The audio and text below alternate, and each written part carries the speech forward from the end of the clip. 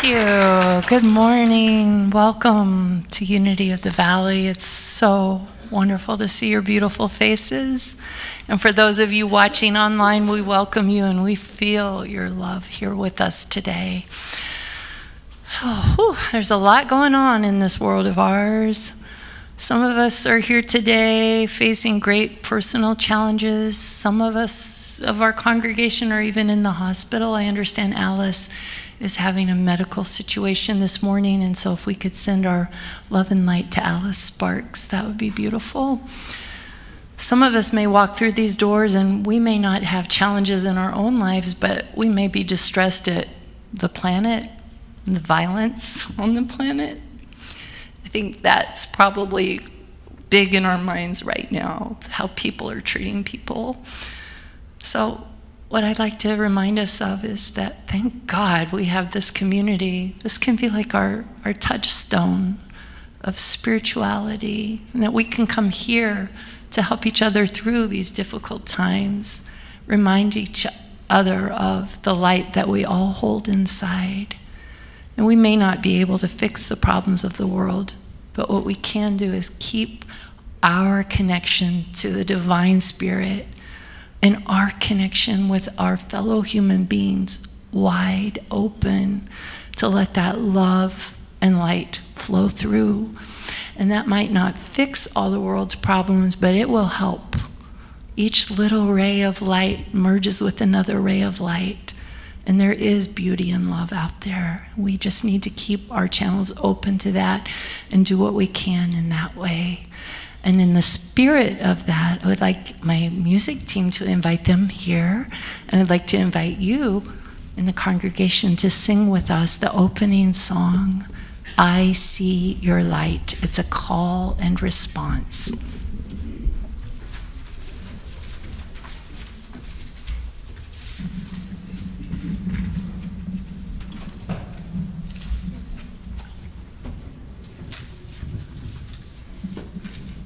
I need to be able to see Audrey.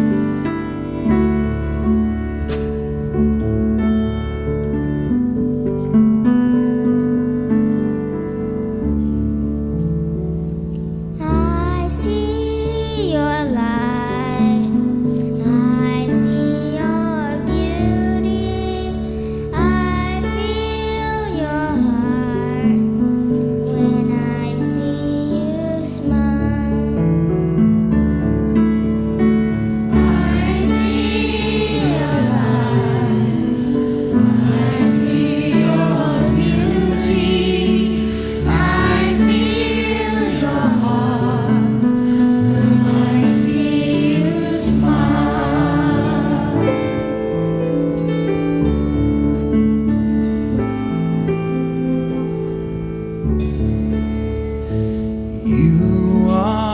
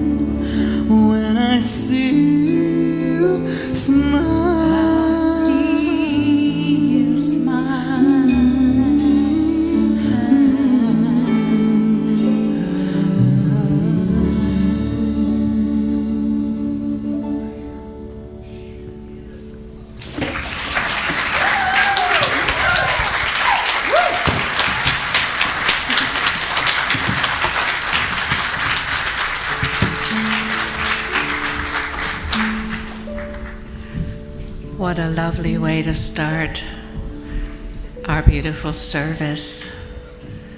And we'll continue with that sentiment as we open with prayer. We celebrate life. We celebrate the Christ in each and every one of us. So we let that love of the Christ within us reach out to bless others. We let the light of the Christ shine within each of us to guide us and to provide a guidance for others. As we practice radical empathy, to be present not only to ourselves, but to one another. So we let the life of the Christ within give us new energy and strength to do what is ours to do. We let the peace of the Christ within sustain us from day to day.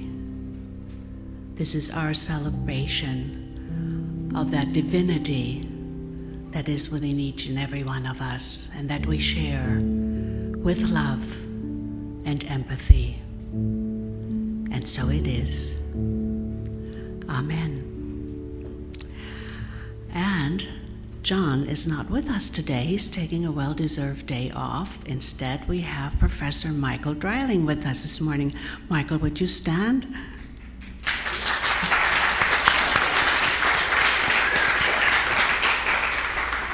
He's been with us before, so thank you for being with us today. And Gary, are you with us to light the candle? Go ahead.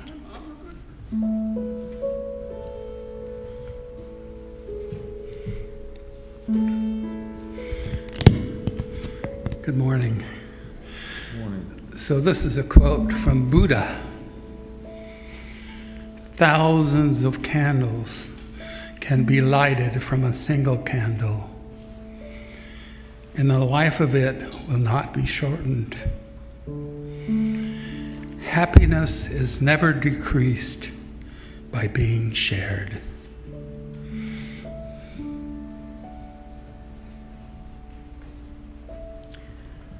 Thank you, Gary. What a lovely quote.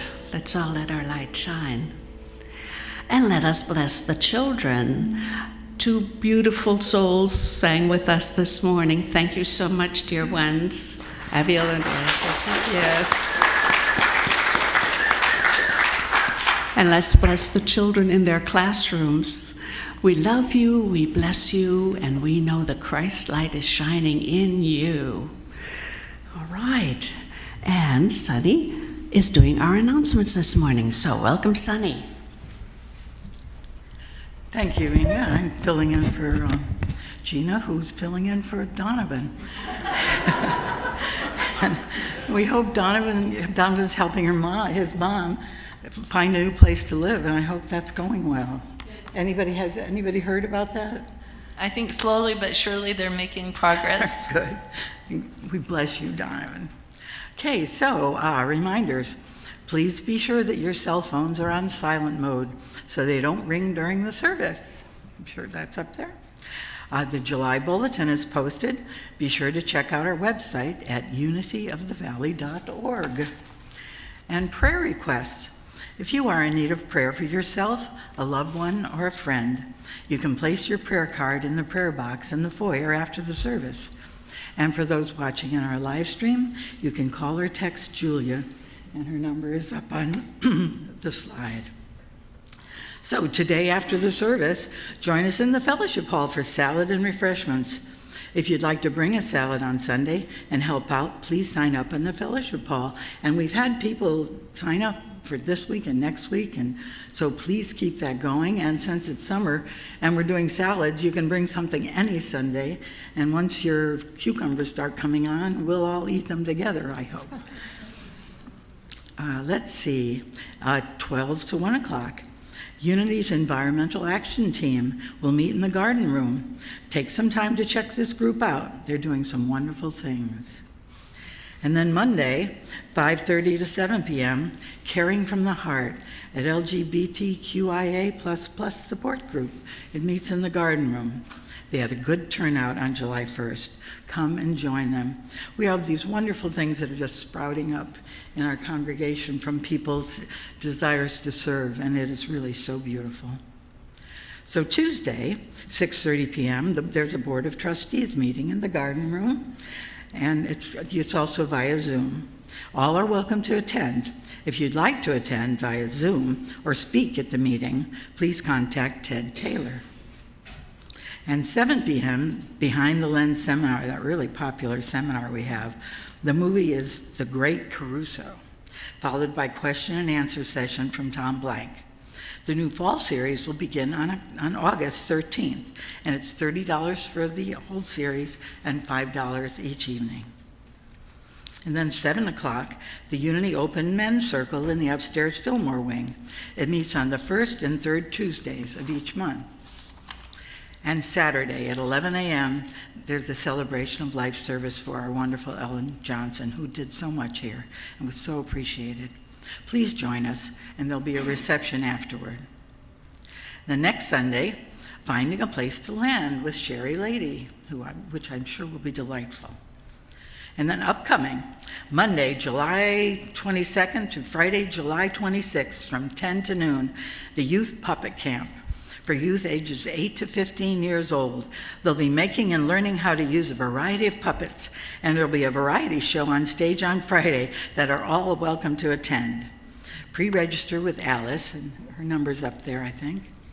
Yes, to save your spot, as space is limited. And now, Laura has an announcement. The last Sunday of July, we have a wonderful opportunity here. As I was mentioning in my greetings, sometimes we can just feel so distressed at the state of the planet and nature with climate change. We have an incredible guest, Jim Scott, a guitarist and singer-songwriter. He used to play with Paul Winter. He's internationally known. He is coming to present a concert at 6 p.m. on Sunday, July 28th. It's called The Year to Save the Earth. It's a multimedia experience that he mixes his beautiful songs and projected images on the screen, and he takes us from that grieving place to a celebration, from protest and fighting to positive vision for the planet. His beautiful lyrical melodies and poetry celebrate what's beautiful and amazing and fragile about our earth and our birth, facing the urgency of the environmental crisis. This musical and visual experiences challenges us to feel, to learn, and to act. So we have suggested admission donation of $15 to $25. We don't want to turn anyone away, though. We would love to see you here. That's the last Sunday of the month, 6 p.m. here in the sanctuary. He will also be coming to sing at the service that day with our choir, so it's going to be a really special day. Thank you. Okay. If anyone is new with us today, maybe you would like to receive a welcome packet. If so, please raise your hand and the ushers will find you.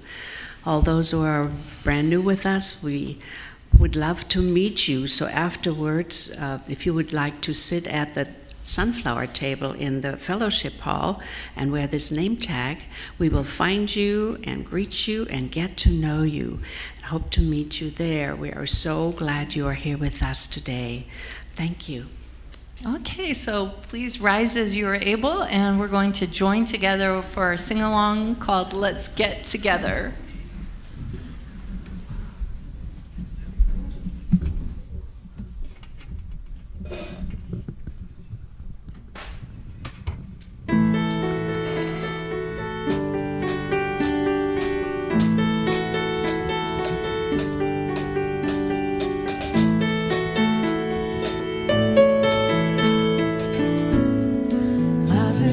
Song we sing, fears the way we die.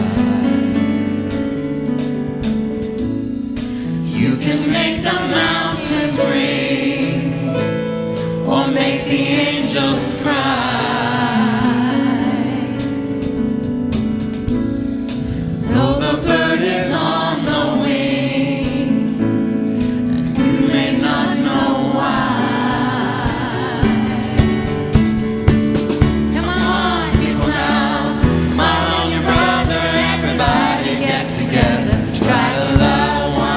another right now. Some may come and some may go, he will surely pass. When the one that left us here returns for us at last,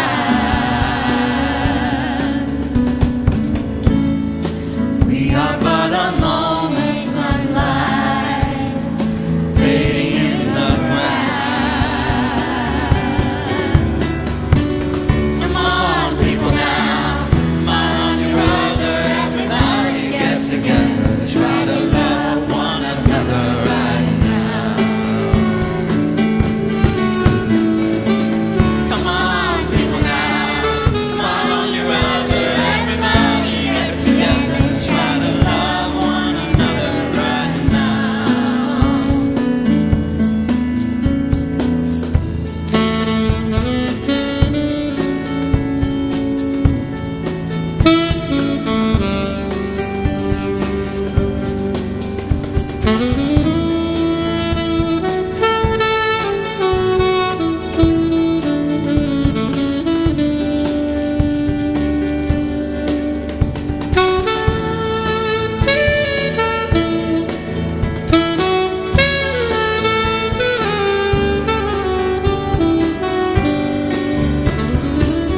Come on, people now, smile on your brother, everybody get together, try to love one another right now.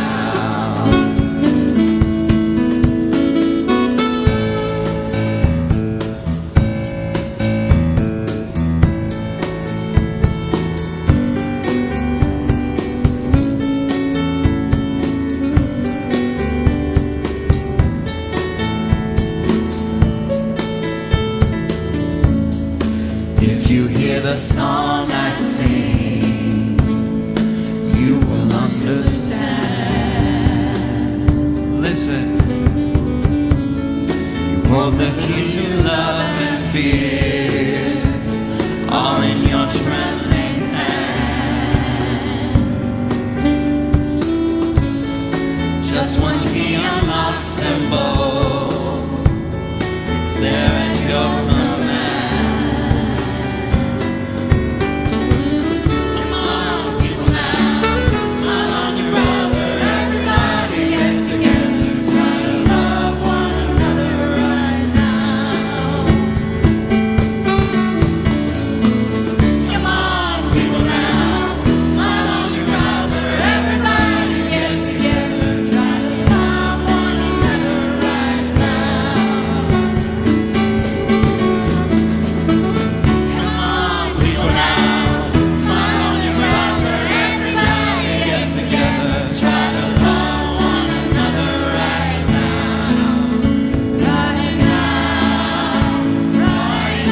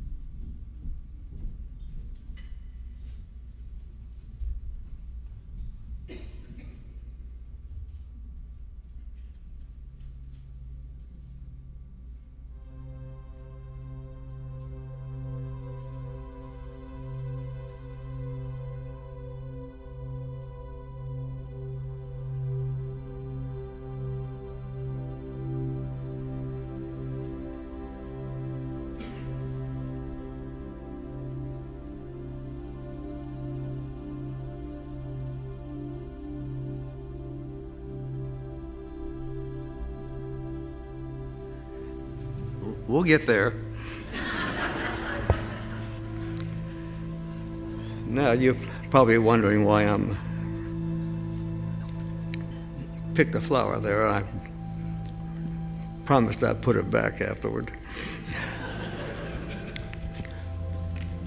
This is a meditation you can do at home very easily.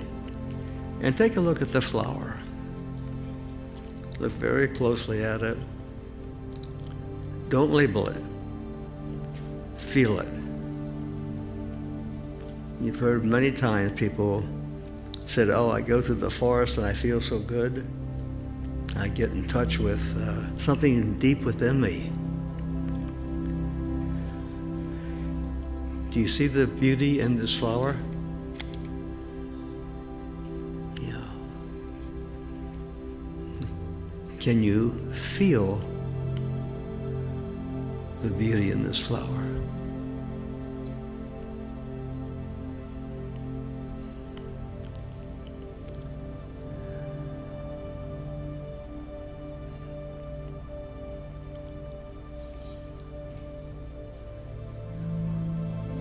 What you see and feel. The beauty that I see is the beauty in me.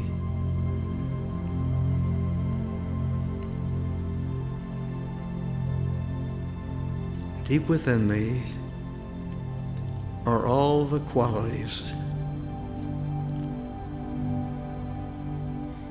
that are of spirit. Our true selves. Every flower, every tree, truly every person,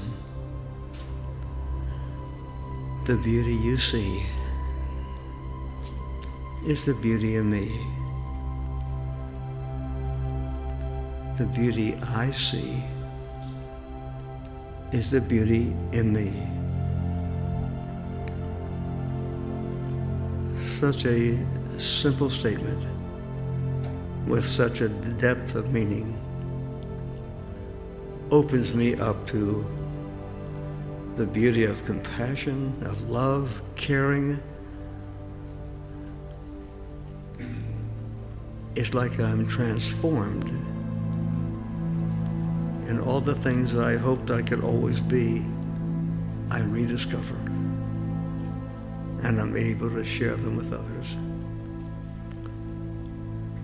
I take away my old labels. I take away any know-it-all kind of judgments. They just melt away. And I know deep in my heart that we are one, that we are all of God, no exception. Feel that.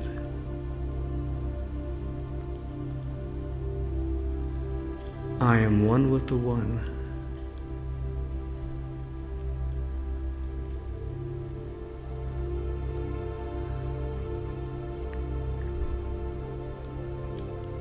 I open my heart to feel every sentient being.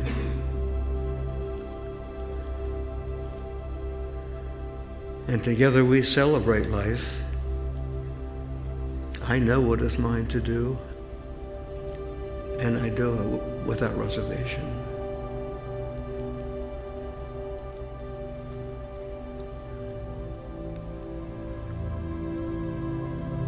I let go.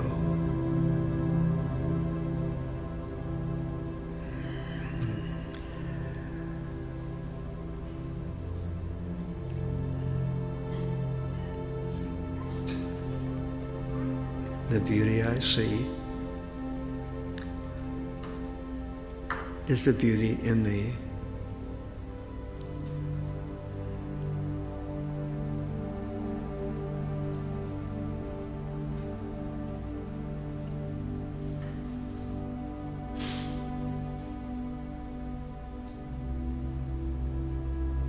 And so it is. Amen.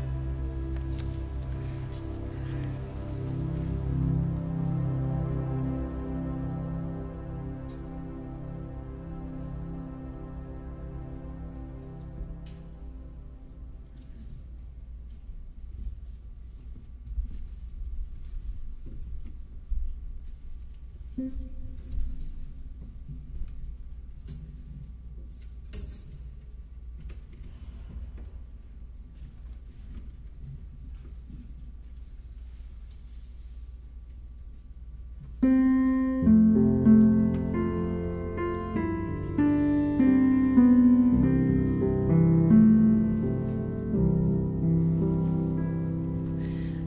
could anyone ever tell you you were anything less than beautiful?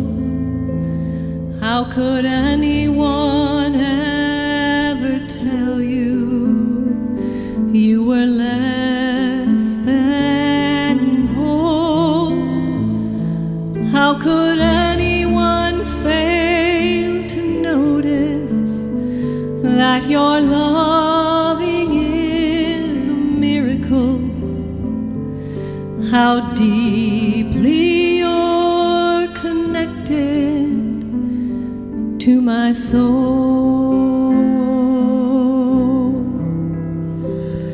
How could anyone ever tell you you were anything less than beautiful? How could anyone ever tell you you were less than whole? How could anyone fail to notice that your loving is a miracle? How deeply you're connected to my soul.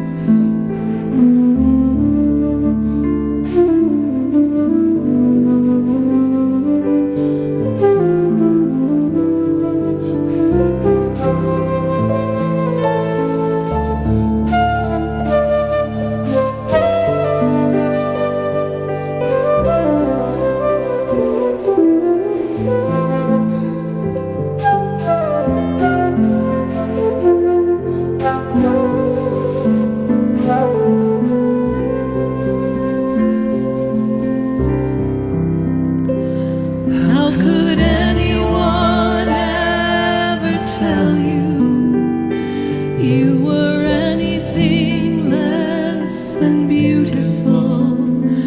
How could anyone ever tell you you were less than whole? How could anyone fail to notice that your loving is a miracle? How deeply you're connected to my soul.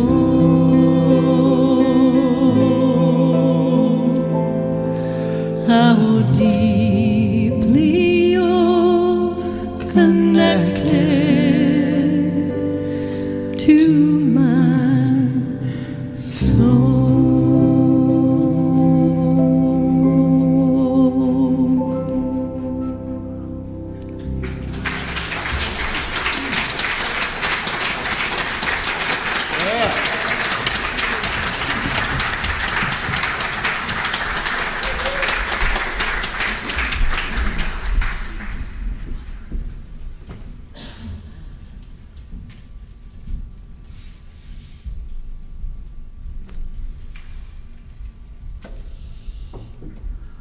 Wow. Between that meditation and that music, I really could just sit in the peace that I so long to cultivate for the rest of the day now. I think it's good. Thank you. Thank you for that meditation, Dick. Thank you, the rest of the music team, for just moving our spirit in this lovely direction to connect us with a message of love and peace. For those of you who don't know me, my name is Michael Dreiling. I'm a professor here at the U of O, and I've been here for 27 years. I'm a professor of sociology, and I have also kind of dabbled in peace work, all sorts of peace work over the last 30 years plus.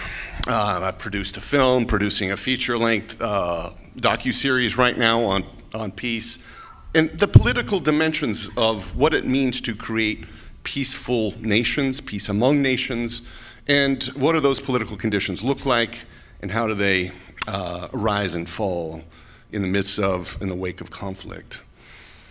But one of the other things I've also done is to dive into inner peace work, one of which that path took me to unity, in fact, and also to the study of nonviolent communication.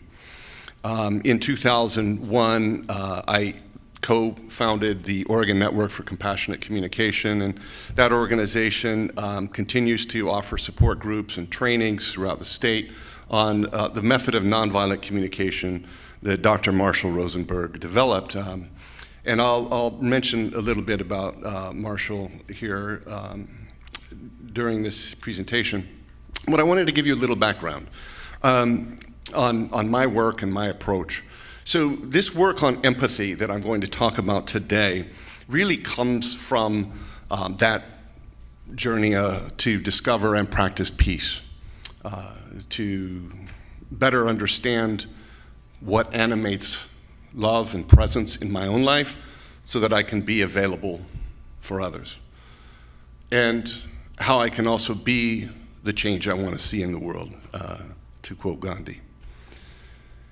That piece of empathy, discovery of it, the practice of it, became kind of a missing link for me. It was one thing to meditate, to pray, and then turn around and advocate for peace. I needed something that kind of connected that inner practice to my outer work. You know, Gandhi called for this in his teachings, many, many different ways about the inner work and the outer work we do. And the practice of, being truth, satyagraha, and being active through truth was kind of the way he practiced and developed it within the context of South Asian Hinduism. And he globalized that message. And it was in humanistic psychology, the work of Carl Rogers, who taught Marshall Rosenberg, that empathy developed as a way to also kind of clarify the inner life in order to be present with our outer activities. So this is what I mean by forming a bridge, a missing link between the heart and the mind, and to do that in a way that also helped us bridge the social change we wanted to see in the world. And so this introduction to myself and this practice of discovering and teaching peace has always been kind of a side job for me. It's never been my central work as a political sociologist. And the times today really call for this inner work in our country and our world. The need for empathy, the need to really settle on the inner life that surges within all of us, that calls for connection, not correction. Correction comes after we connect. This is what Marshall taught. So this was one of the pieces I really want to emphasize, is that much of this self-empathy practice that I'll talk about today is about first connecting. By connecting within, I can then begin to make corrections and adjustments in how I'm actually behaving or thinking, but also be supportive in correcting actions in the larger world. But connection comes first. And I saw this recently here at the University of Oregon here in Eugene, in the protests that swept the country by students who were opposing the war crimes in Gaza. And there were various encampments that popped up around universities across the country, and here at the U of O that happened. And I became swept into this tense moment on our campus and was invited to, in fact urged, to step in as a mediator, a facilitator.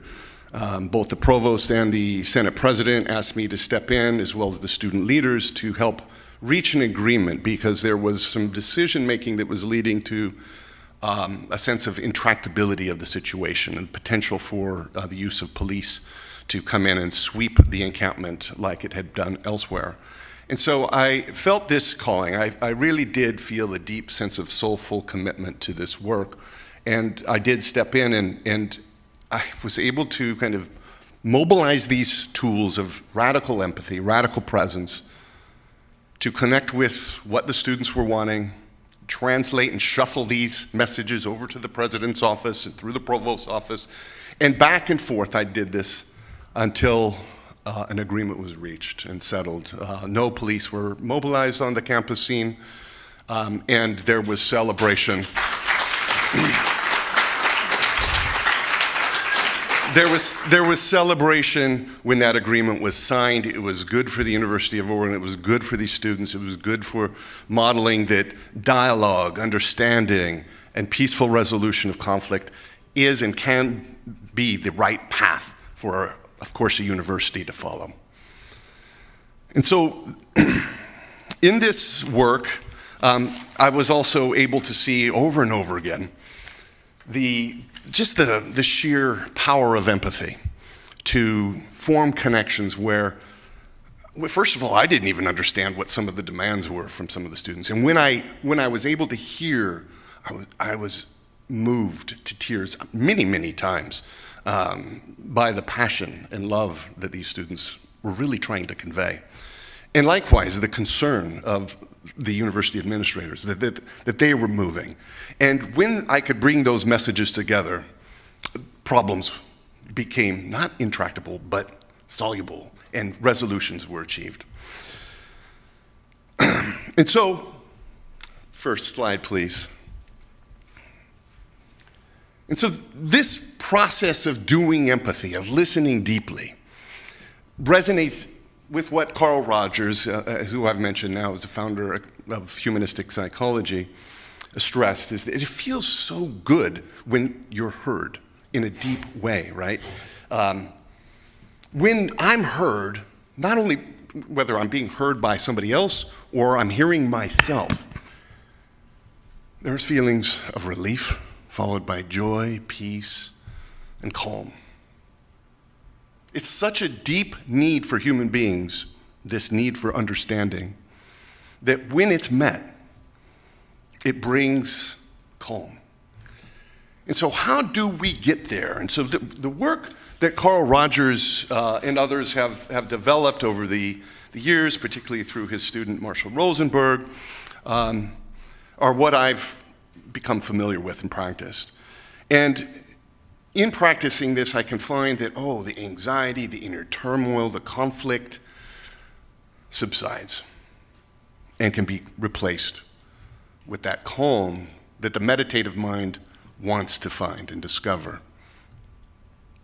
So for those of you who really haven't really thought of a definition of empathy, it's really about a respectful understanding of what others or oneself is experiencing. So it's just this deep, respectful presence. It can mean also taking the perspective of another. It can be an attitudinal orientation, an emotional orientation, but at the root, it's really about connecting to our shared humanity in a respectful way. So to bring empathy to the scene, one must empty our minds of judgments, just like Dick's meditation really emphasized there, right? The beauty I see is the beauty in me. And when I empty my mind of judgments of who's right or wrong or how I'm right or wrong, and instead listen with my whole being, it becomes possible to connect to a shared humanity, a shared even life energy that kind of just is constantly stirring underneath the surface of every human being, of every life form. Next slide, please. So, I'm sorry, back one slide. There we go. So empathy it's such a powerful human capability. Researchers in the social sciences, so that's psychology, the human sciences, neuroscience, have studied it in all kinds of situations. And the basic contours of this research are quite profound. So the degree to which empathy is cultivated, the way we live it and practice it or don't in a culture, really shows up. It shows up in parenting, it shows up in group conflict and group relationships, intergroup dynamics, politics. So we know then from decades of research that this research shows that the exposure to empathy, just a little bit in experimental conditions, just even with kind of exposure in a survey question, can reduce racial bias and prejudice among individuals. It increases the helping or pro-social behaviors among people. It also elevates compassion. And low levels of empathetic orientations among individuals is associated with heightened sexual aggression and violence among men. It's associated very highly with child abuse by parents and caregivers. It's also, when you have low levels of empathy, associated with all sorts of antisocial or authoritarian behaviors and homophobic and racist attitudes. So it impacts us all. The degree to which our culture supports or denies an empathetic orientation has broad societal impacts, not just inner peace, but outward peace. Next slide, please. So let's now consider how mindfulness can serve as a tool in cultivating empathy, right? It's something that anybody who's really practiced meditation gets. We are, after all, immersed in a sea of symbols and stimuli constantly. Just anybody who sits knows this and feels this presence of activity, constantly interdependent arising, right, in the Buddhist framework. And symbols are particularly interesting because symbols are human constructs, and they carry with them packets of meaning that reach right into our mind, right? And of course, those become not just triggers, as a physical sensation can be a trigger, like a fly landing on your cheek, but instead, a symbol carries with it a trigger into the mind and can stimulate activity, right? Judgments, reactions, frustrations, peace, calm, all a myriad of possibilities. Stimuli, on the other hand, physical stimuli, broadly speaking, can work inside of us. We have our own capacity to generate physical stimuli. So think of hunger, right? Think of tiredness. Those are generated internally as our sensations, or outside of us. Think of a smell, or that fly landing on your cheek, right? There's a physical stimuli. It produces a reaction. And so sitting in meditation, one can become particularly attuned to the stimuli that are bombarding our bodily senses and the symbols that are immersed in our social and psychological states. Advertisers know this, of course. They bombard us with specific, well-targeted, manufactured advertisements. Practitioners of mindfulness and meditation know this. So every message sent our way can be thought of as a stimulus. Every message, whether it's a message from someone else, whether it's a media-generated message, or whether it's a message generated from my own mind, can be thought of as a stimulus. And it's attempting to draw my attention, my ability to make meaning or react to this stimuli. So, briefly, let's take a brief experiment just to look at two images and think about the stimuli these generate as I read a few words about relating to these images, right? So just practice this mindful attention that we saw with the meditation, this mindfulness. Next slide, please. So the world faces growing global inequalities, violence, war, poverty, racism persists as an attitude and as a political weapon against marginalized peoples. Consumerism and waste drains the vibrancy of our earth, while piling islands of trash throughout the lands and seas. Our world is in a crisis.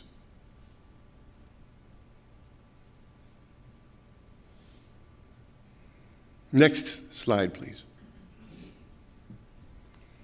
So even as these woes are present, everywhere I look, I see people caring and interacting with each other peacefully, usually in ways that they too would like to be treated.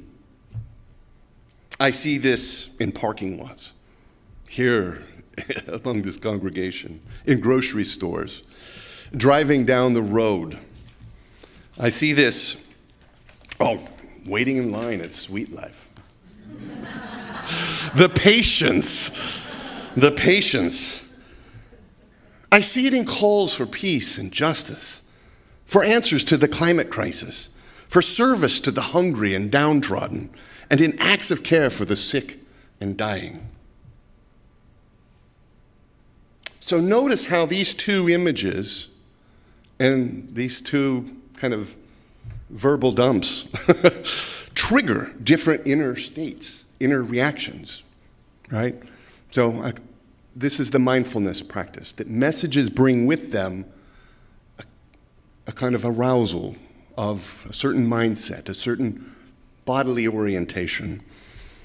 And notice the mindfulness work in empathy is to really bring attention to the feelings and thoughts that arise. Okay? And there's nothing wrong with this. It happens. It is our work to experience this human journey. But becoming aware of the power of these stimuli, of messages and images and physical and social stimuli, and the filters we use to sift through these endless streams of input, remind us to cultivate detachment via mindfulness. Next slide, please. I find this mindfulness practice to be the first and most important step in cultivating an empathetic presence. It is also the first step that Marshall Rosenberg called for in his model of nonviolent communication. To observe without evaluating. As he often said, I can handle you're telling me what I did or didn't do. That's an observation, just like what a video camera would see or record. And I can even handle your interpretations or your judgments and evaluations, as he would say. But please don't mix the two. So he was calling for us to kind of work on our language and communication in a way that pulled apart that fusion of judgments, evaluations with observations. Right? Like, you're always late. Who am I? It builds reaction, not connection. So when I say, I see you arrived at, this time, that's not what we agreed to. There's a real straightforward communication of an observation. It changes the dynamic of communication to separate the two, and it facilitates the kind of connection that Marshall was encouraging.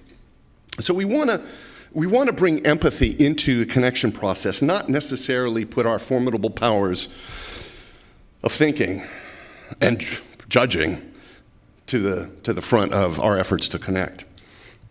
There may be a time for that, but not when we're trying to connect.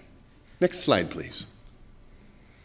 The other element of empathetic presence that I find really critical, and that just really comes from my study of philosophy and sociology and psychology, is to notice the thinking going on within. I've asked thousands and thousands of students over the many years I've been teaching about talking to themselves. Who does it? Who doesn't do it? I have never encountered a person who does not talk to themselves in a conversational way. And when pointing out this observation, I usually ask students, when people talk to themselves, who or what is carrying on the conversation? Which of yourselves is receiving, is listening, which is speaking? And are these parts of myself the same moment to moment? Right? Where are these mini-me's, as I like to refer to them, coming from? Did you ever notice that the inner talk looks a lot like how we interact with others as well? Philosopher and social theorist George Herbert Mead explained that these streams of thought are the result of an almost constant interaction between an I and a me. And these are the result, as he argued and subsequent psychologists and theorists have explained, is a result of a cognitive split within all of us that enables conversation to occur, not just between myself and others, but within myself. Indeed, this I-me split is an integral function of the human mind. This is the thinking process. It is mind in action. When I talk to myself, I talk to me. Our inner voices can be self-assured, funny, supercritical, profound, hesitant, or mean. They often play out habitual learned patterns and clearly reflect the voices of significant others in our lives. We all hear them, but we needn't fear them. Indeed, we cannot live without these voices. So, how do I bring this empathetic presence to the cacophony of thoughts and conversations within myself? Sometimes a voice pops up and it reminds me of something to go do. Oh, just in time. I feel relief knowing I can tend to my commitments. Thank you. I often will reprise. That same voice can also show up and unleash a scolding for forgetting something. When that voice pops up, I feel tension. Consider this, these voices popping up under different circumstances may be arising from the same underlying life energy. My need for integrity and trust, for follow-through with commitments I value. The voice, sometimes a scold, sometimes a helpful reminder, emerges to nudge me in the direction of positively affirming my commitments. Even so, these voices are not easy to hear, always at least. These mini-me's emerge as we grow from infancy to elderhood, and they reflect how we've learned how to communicate via what others have modeled to us. And so there's a chore now in deciphering the inner talk as much as there is in how I interact with others. So there's a lovely film out recently that I think that might resonate here. Could we play the next slide in the video clip? So here in this clip we see Joy at the birth of Riley. And her encounter, Joy, of course, with life, marveling at the wonder of existence. Then discovers, oh, discomfort comes along with this. And with that, a new emotion arises. Could we hit play? For 33 seconds. I'm sadness. Oh, hello. I'm Joy. So, can I just, if you could, I just want to fix that. Thanks. Very nice. Okay, looks like you got this. Very good. Oh, that's her turn. Ah, look out! That's Fear. He's really good at keeping Riley safe. Easy, huh? How back? Oh, we're good. We're good. Okay, caution. There is a dangerous smell, people. Hold on, what is that? This is disgust. It's broccoli! I just saved our lives. Yeah, you're welcome. Riley, if you don't eat your dinner, you're not going to get any dessert. Wait, did he just say we couldn't have dessert? That's anger. He cares very deeply about things being fair. So that's how you want to play it, old man? No dessert? Oh, sure. We'll eat our dinner right after you eat this. After all, Riley's 11 now. What could happen? So let's go ahead and pause it there. Perfect. So there's something psychologically accurate about the inner dynamics of human development in this film and the sequel to it, and there's some actually interesting work by some psychologists on this. But for us, what I want to get out of this is that joy requires wise counsel in the development of human beings, right? Joy, who's within me as well, gets overwhelmed and sometimes lost, right? I mean, joy sometimes needs empathy.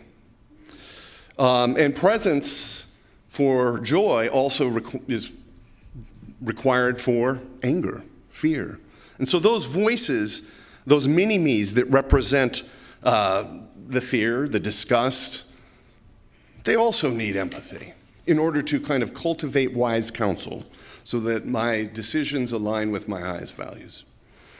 So let me provide an example from this. And this is kind of a distillation of a self-empathy process that is directly out of nonviolent communication, but it's something that I find helpful to practice. When I do this practice inwardly, I can easily then conduct this in my outer relationships, in my communication with others. It allows me to stay a bit resilient and bring these tools of empathy to inner peace as well as to outer peace. And so the first is just to notice. Notice what thoughts have come up. Then sense the feelings associated with those thoughts and gently ask, what does this part of me care about? What needs are calling, as Marshall would say. Listen. And then acknowledge, so this part of me really cares about. And just thinking that as a reply to this other part of me usually brings a sense of relief and calm. And if it does, take a moment, move to the next thought, or savor the peace. Likely a counter thought emerges if there's a charged thought emerged right after that first thought. So attend to it in the same way. Observe, notice, right? Sense the feelings, and then ask. And in time, this practice becomes simple and can be conducted in a matter of a few breaths.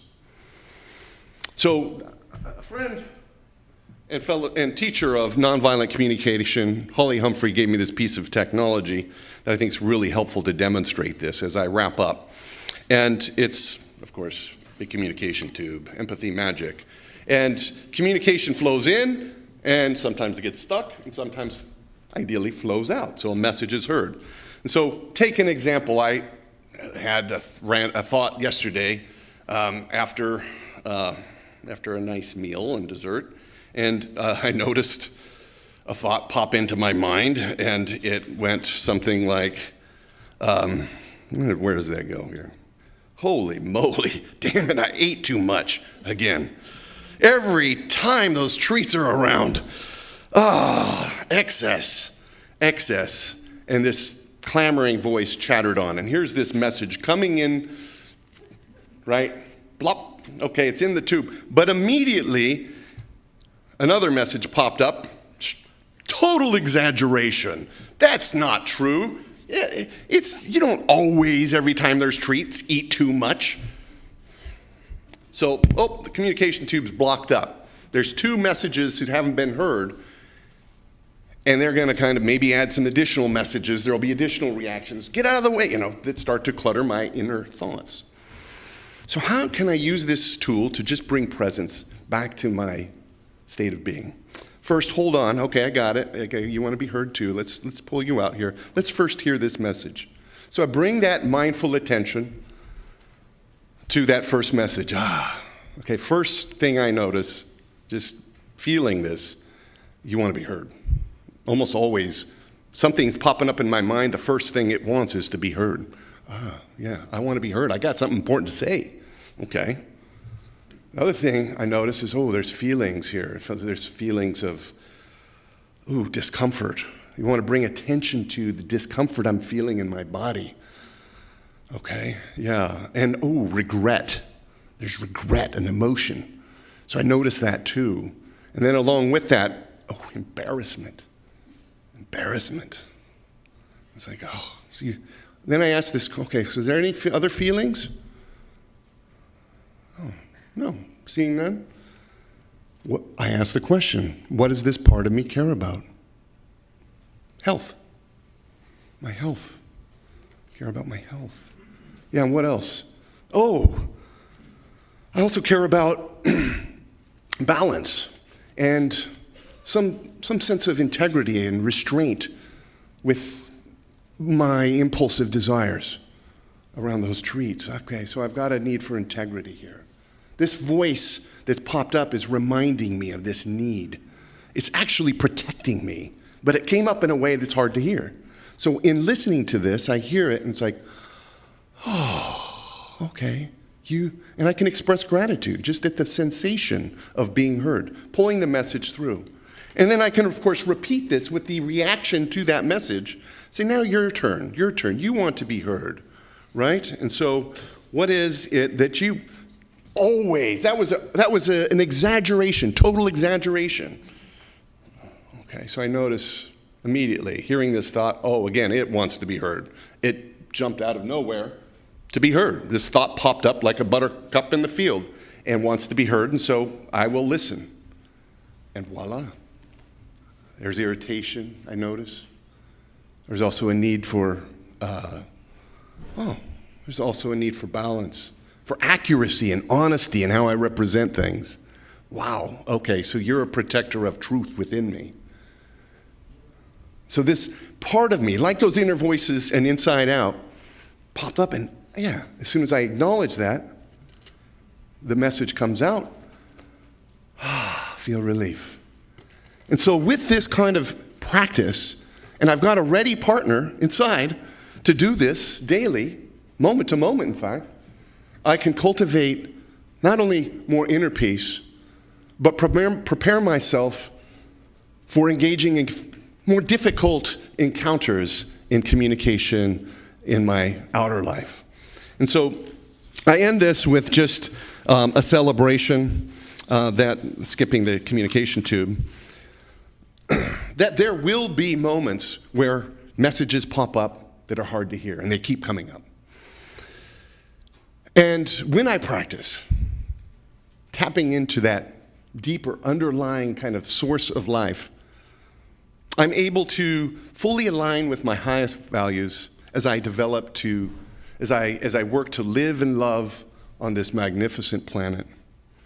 And those are tools I hope to share with you more. I hope we can have a practice group at some point here on these tools of empathy here at Unity, and develop them together as a community. With that, my blessings, and thank you very much.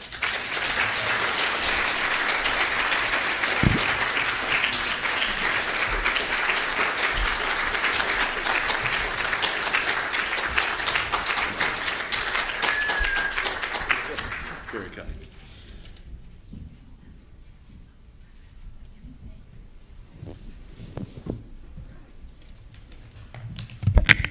Thank you, Michael. That was wonderful and exciting. And now I've got your voice in my head, along with all the others, and also have the great music in my head that we've had today, and the meditation by Reverend Dick, and Inga's wonderful presence through all of this. I'm Ted Taylor, this year's board president, and I see we have a few empty seats, probably because of the Oregon Country Fair. This is going on as we speak today, and some of us would probably like to be there, but maybe not because it's hot out there. This is the time in our service when we pass the hat. These aren't actually hats, but sort of like hats. And we take your love offerings and we bless them together. Our ministers are kind of uncomfortable asking for money because they are operating at a higher level. They're operating in the level of being, of manifesting beauty and inspiration. But meanwhile, those of us on the board are down here trying to balance the budget. And I read in the Register Guard this week that eWeb's planning on raising electric rates by 15% next year. That is a little disturbing, especially since electricity is a high cost for us here. And our costs are going up in just about everything we do here to keep this church going, but our donations have fallen off a bit. So the board is busy looking for ways to cut our costs and raising revenues. We had a meeting earlier this week, and we're meeting again later this week.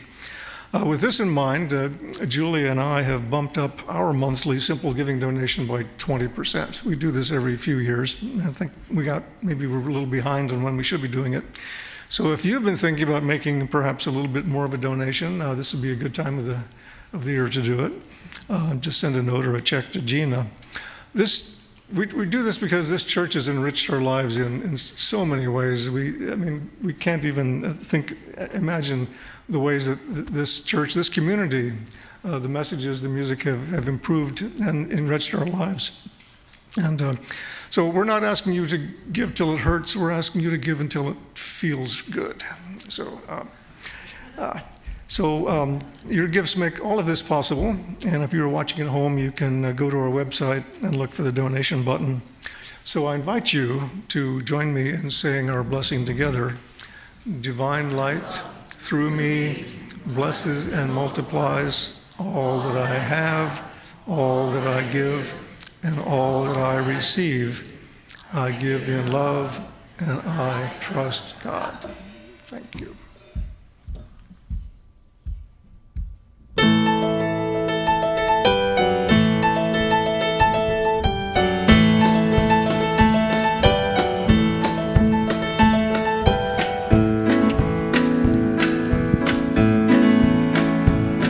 If you see your brother standing by the road with a heavy load from the seeds he sowed, and if you see your sister falling by the way, just stop and say, you're going the wrong way. You've got to try a little kindness, yes, show a little kindness, just shine your light for everyone to see. And if you try a little kindness, then you'll overlook the blindness of narrow-minded people on the narrow-minded streets.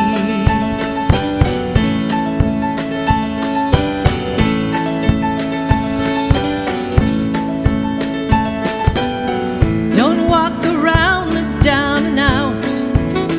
Lend a helping hand instead of doubt. And the kindness that you show every day will help someone along their way. You've got to try a little kindness, yes, show a little kindness, just shine your light for everyone to see. And if you try a little kindness, then you'll overlook the blindness of narrow-minded people on the narrow-minded streets.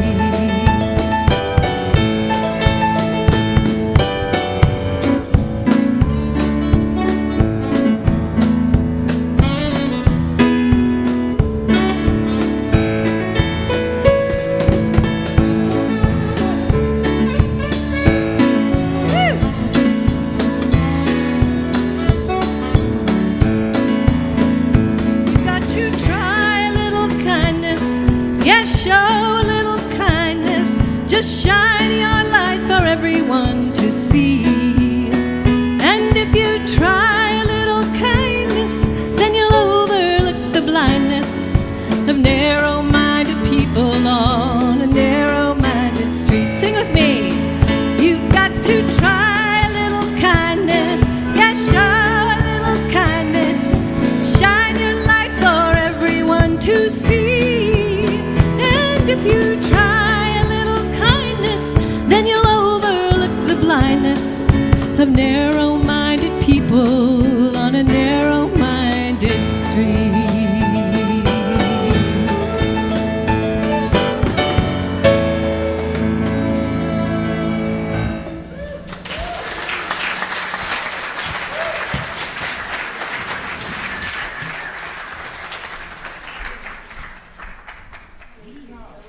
Try a little kindness. What a beautiful service today. Thank you, music team, all our singers and musicians, and thank you, Michael, for your extraordinary sharing this morning and opening our hearts once again to the importance of radical empathy, compassion, and loving kindness to change the world, one heartbeat, one breath at a time. I want to also thank all of the volunteers that make this community so special, our folks in the bookstore, our kitchen angels, people back in the sound booth, our teachers, I want to remind you also that we have our beautiful chaplains here today who would be happy to meet with you after the service. Please join them. And thank you, Reverend Dick, for that lovely meditation today. So let's join our hearts together as we bless this offering. Divine Spirit, may the one and the many come together this day in blessings of peace, in blessings of surrender to thy will, thy purpose, thy grace, thy one power. May this offering be blessed and multiplied, and may all the children of the earth find joy and happiness. Peace, Shante, peace. Thank you. Please rise and sing with us the peace song.